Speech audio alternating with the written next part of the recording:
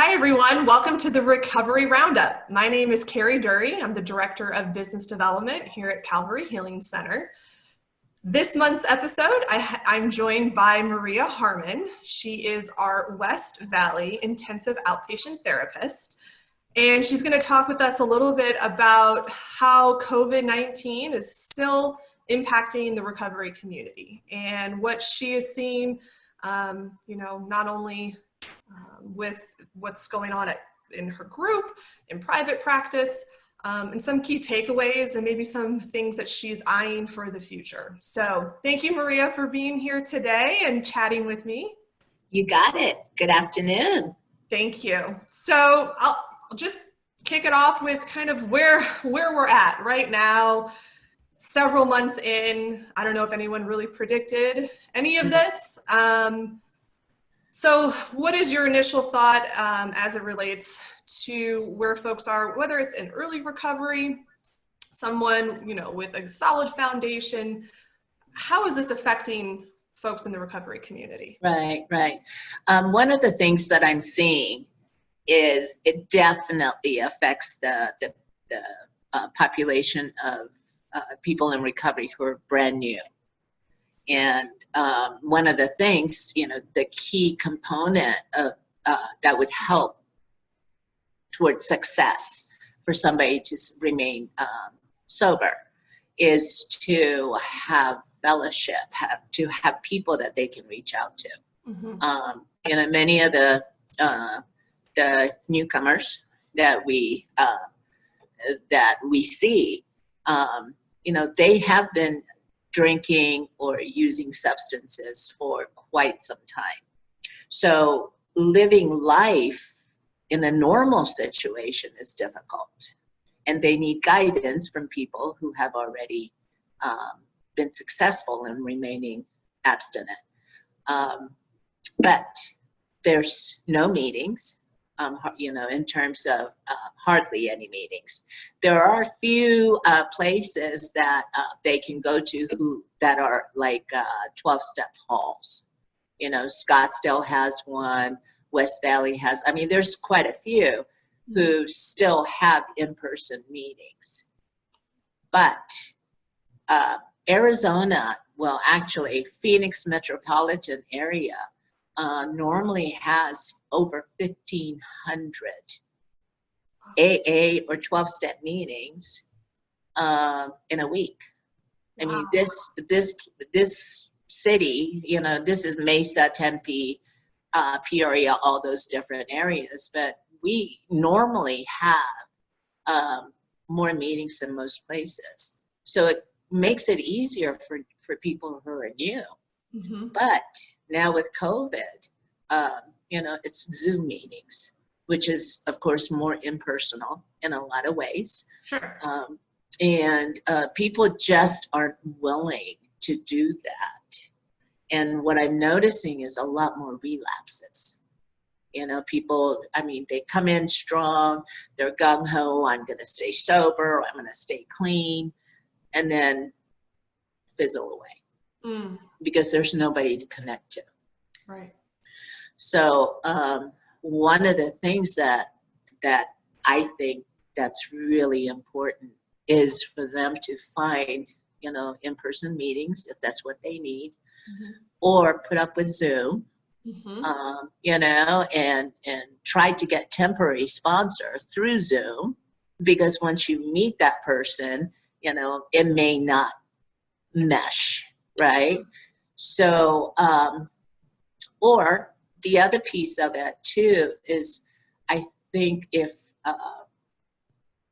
somebody who is new normally would not think of doing treatment as an option, to go through intensive outpatient program or partial program where you're building camaraderie within the group.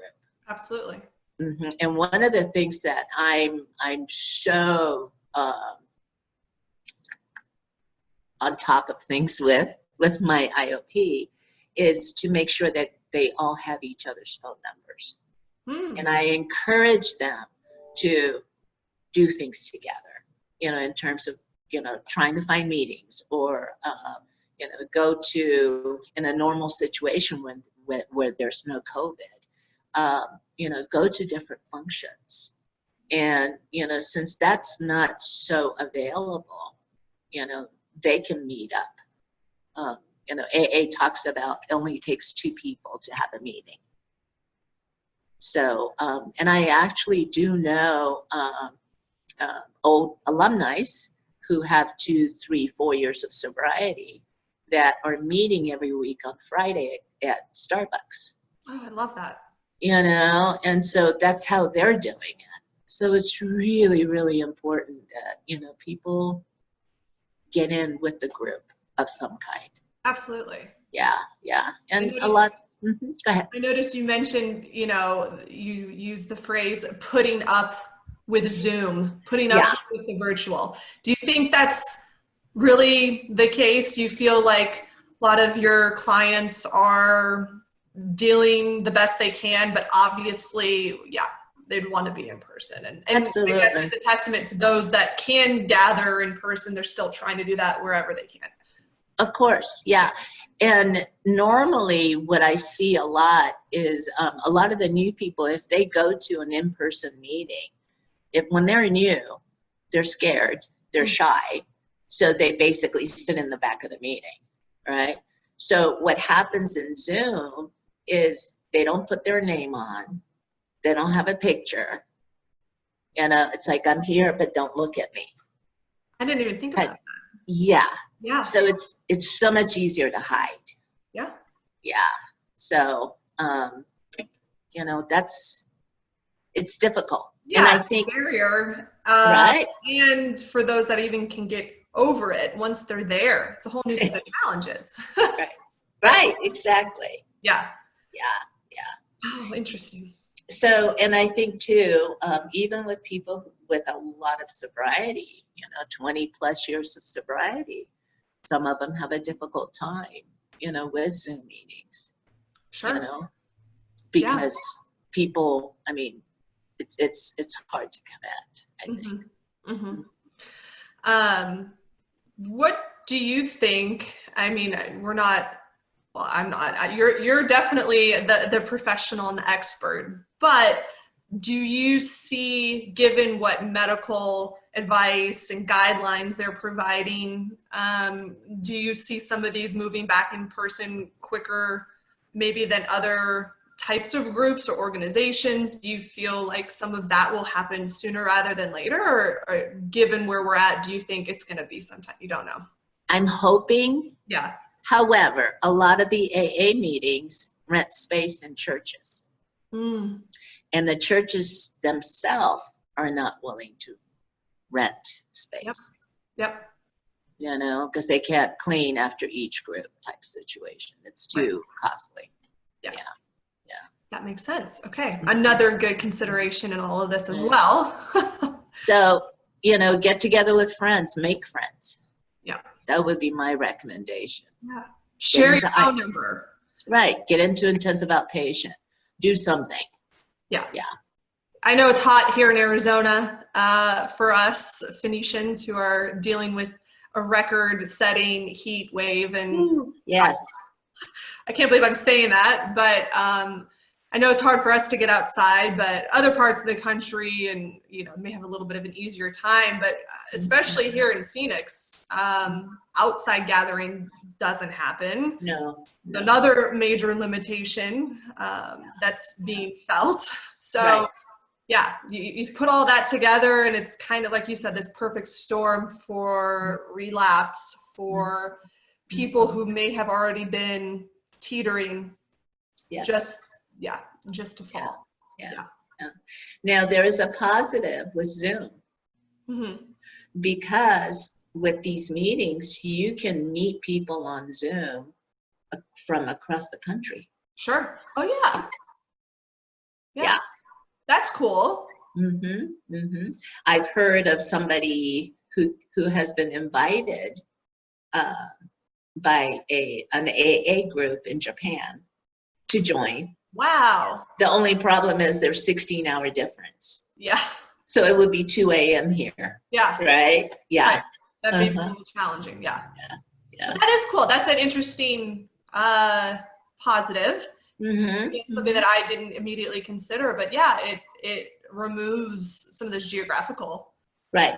um, barriers or just limitations maybe Sure. that you wouldn't normally think about. So Right. that's an interesting point too. Yeah, it's very confusing for everyone, but then you tie in this component of recovery and staying on track and keeping to a structure and a routine. So valuable to everyone, but especially those that are new in this recovery experience. So you know, your insight is extremely helpful, and I like some of those tips. It's just it's the simple task of sharing your contact information and Absolutely. don't show your face. You know, turn on that video on Zoom. It's okay. We want to see you. That's hard for people, but those little things do make a big difference every day right now. Right. Yeah. Awesome. Well, I so thank you for taking a few minutes and sharing some of your thoughts and words of wisdom. Any final concluding takeaway? Just hang in there. I know. This will be over. Yeah. You know, it's a tough time for everybody. Yeah. It is. Yeah. It is. Yeah. Absolutely. Well, thank you so much, Maria. You're the best. Thank you, Carrie. I will see you soon. Okay. And thank you, everyone, for checking out our recovery roundup. We'll see you on the next episode. Bye.